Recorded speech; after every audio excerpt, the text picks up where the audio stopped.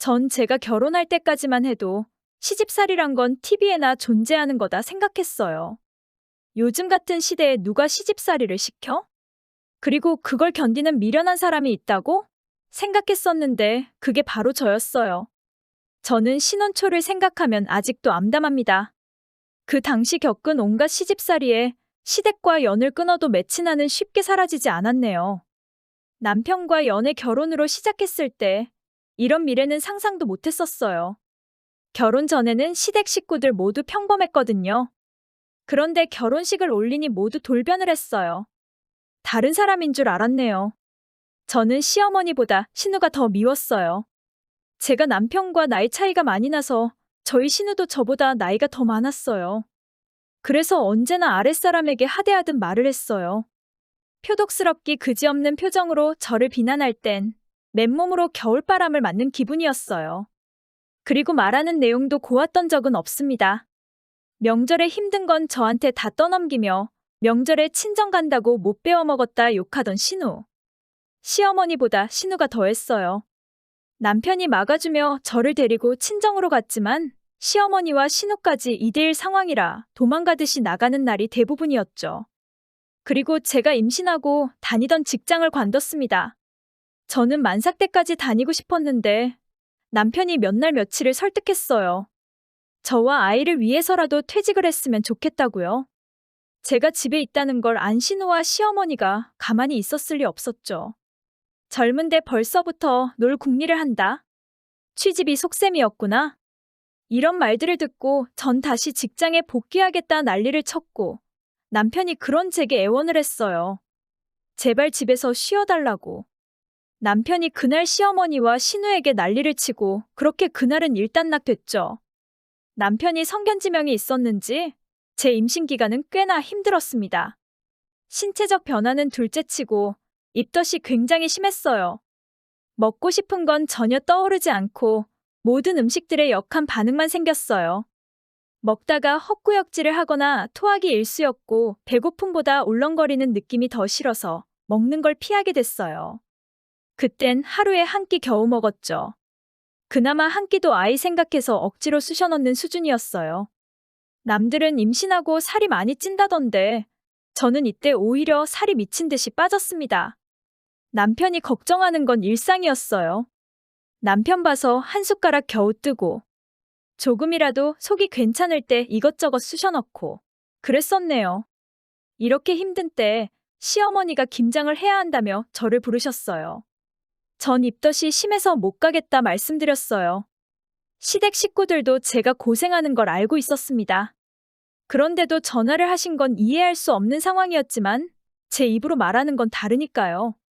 어머님은 안다고 하시더라고요.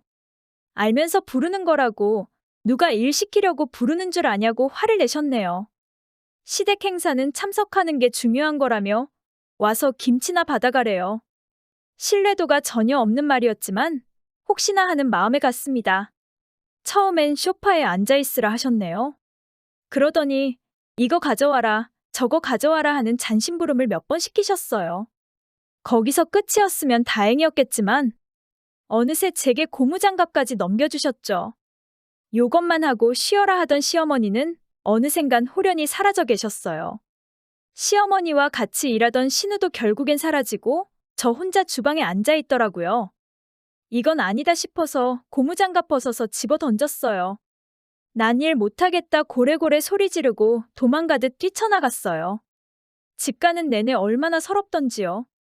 집에 가니 기력이 다해 쓰러지듯이 잠들었고 남편이 퇴근하고서야 정신을 차렸어요. 남편에게 그날 있었던 일들을 울면서 얘기했고 그날이 저희와 시댁이 연을 끊은 날이었습니다. 나중에 친정엄마가 아시고 난리가 났죠.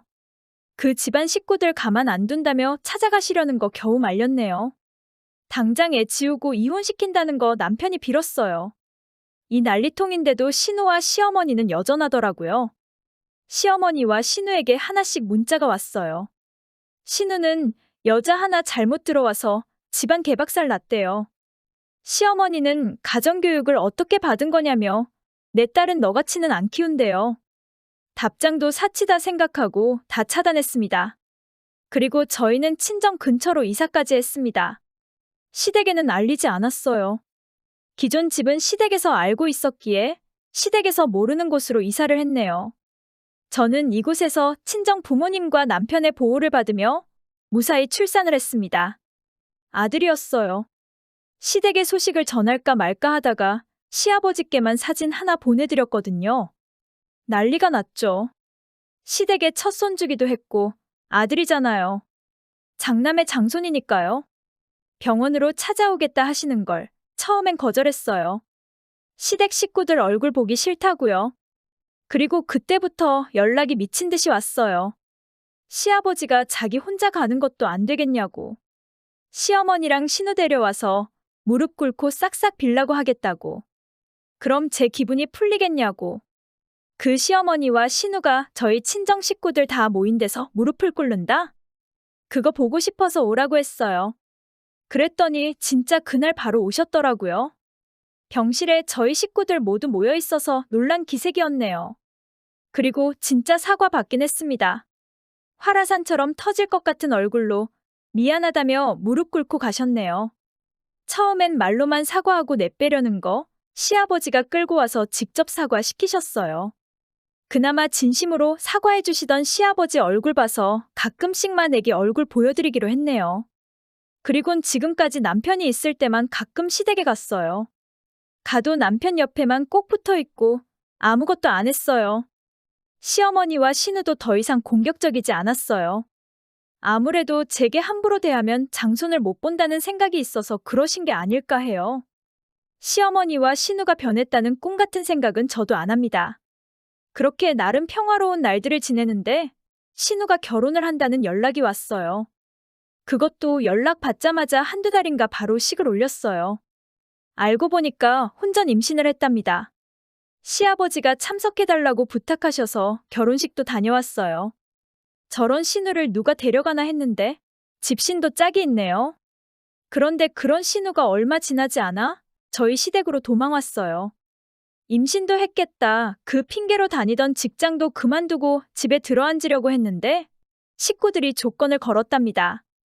합가하고 시부모 수발드는 조건으로요. 신우 남편은 신우한테 물어보지도 않고 오케이를 하고 신우가 그걸 다 떠안았다고 해요. 게다가 어린 시동생도 있어서 그 시동생 뒤치다꺼리까지 했답니다. 신우는 임산부였는데도 온갖 고생 다 한 거죠. 그쪽 집안이 재산은 좀 있대요. 경제력으로 보면 신우네가 기울어요. 그래서 말도 못하고 시키는 거 하면서 살다가 식구들 속옷 손빨래까지 시키는 바람에 도망치듯 시댁으로 왔다네요. 신우는 펑펑 울고 시어머니도 임산부 고생시켰다고 우셨대요. 신우는 애가 있어서 이혼 못하겠다 하는 입장이고 오히려 그쪽에서 이혼할 거면 이혼하라고 했대요.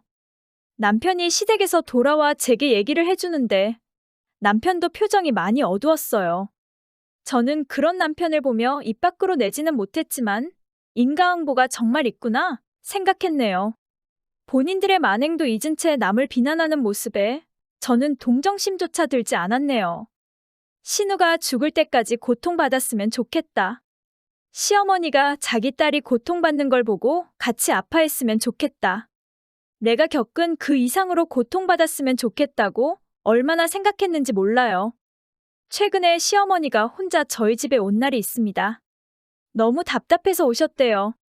가족 일이라 누구한테 속 시원히 털어놓지도 못하고 시아버지나 신우는 더 속상할 테니 말도 못 꺼내죠. 오셔서는 한참 하소연을 하셨네요. 신우가 어떻게 당하는지, 자기가 얼마나 속상한지요.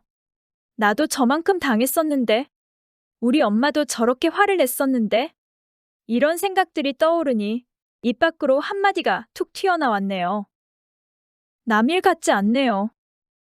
시어머니도 아무 말 못하고 남편도 아무 말 못했어요. 시어머니는 5분도 안 지나서 바쁘다며 가셨고요. 아마 제 말이 무슨 뜻이었는지 알아들었을 거라 생각해요. 시간이 많이 흘렀지만 저는 아직도 그날이 어제처럼 생생하네요. 언제쯤 그 기억에서 벗어날 수 있을까요? 그때까지만 신우가 고통받길 바란다면 제가 너무 나쁜 걸까요? 저도 나이를 먹으면 누군가의 시어머니가 될 거예요.